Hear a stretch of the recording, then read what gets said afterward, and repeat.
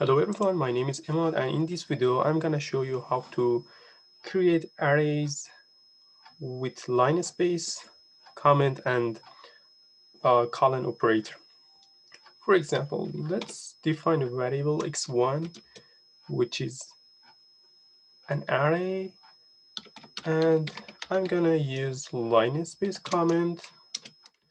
So for linspace comment, the first input is the first element, of the array.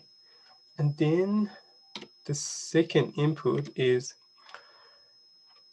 the last element of this array. And the third input here after 1 is the size or dimension of this array, which let's define 10 as a size of this array.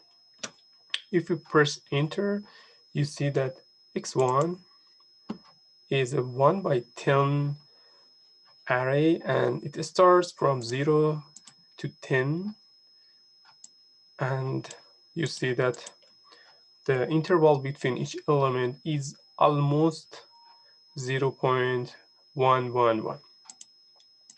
Now another way to define an array similar to the line space, but I will mention the difference, is using colon operator.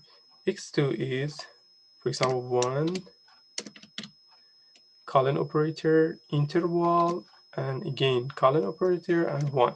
So by applying colon operator, first you insert the first element, then you define the interval between elements of this array, and then the final element, which is 1. If you press enter, you see that x2 is an array, starts from 0 to 1, but it has 11 elements in comparison with x1, which was only 10 elements. So we see that x2 has one more extra element.